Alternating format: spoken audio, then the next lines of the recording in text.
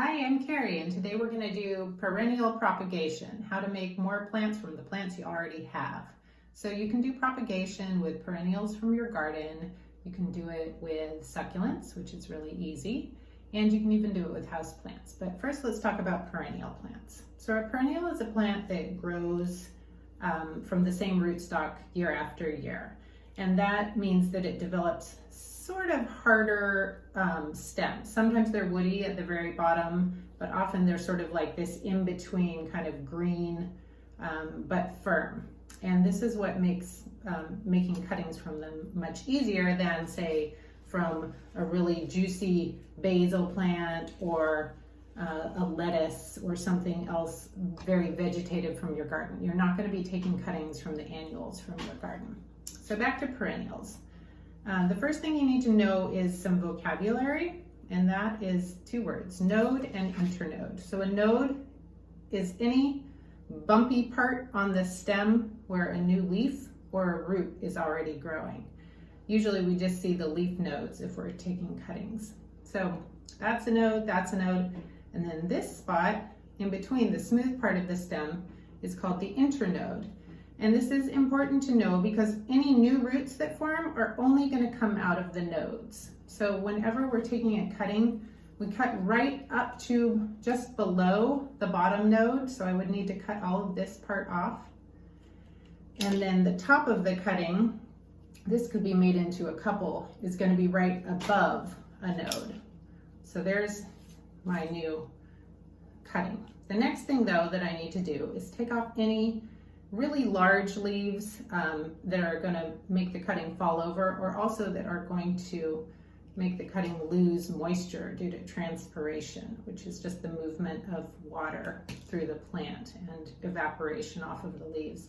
This new little plant cutting is not going to have any root system, so all of the water it takes up is just going to be through the bottom node right here. So we want to do as much as we can to help it conserve moisture. So I'm going to take off all these extra leaves. Also, if there's any flowers or buds on your cutting, you definitely want to cut those off. If it's putting energy into flowering, it's not going to be putting energy into making roots. So it's important to expose at least two nodes on the bottom that are free of leaves, and those are what you're going to bury in your rooting medium. And your rooting medium can be anything. I use potting soil usually, but any loose material that roots can form their way into. Don't use garden soil from your backyard. Use sand, coconut coir fiber, perlite, vermiculite, or just potting soil. That's what most people have on hand. And make sure you pre-moisten it. You want it to be always about as moist as a wrung out sponge. And now that you have your cutting prepared, you can just poke it right into your rooting medium. If it was really soft, like a softer part of the plant, you might want to pre-poke a hole with a chopstick. But for something like this that's pretty firm, you can just poke it right in there. And you can put several cuttings in together. So this is another part of the exact same plant. It's just from farther up on the plant, and it's a little bit more flexible, and also the nodes are much farther apart, as you can see. So for this cutting, I would definitely want to bury these two nodes if I can, but I can put it right in here together with the other one. Whoops.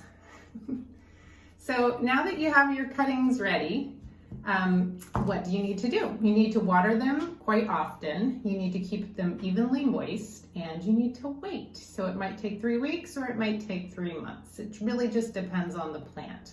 But keep it evenly moist and wait. And one way that you'll know if roots are forming is if you give your plant a little tug, just very gently, and you feel it give some resistance, that's a good sign that roots are forming.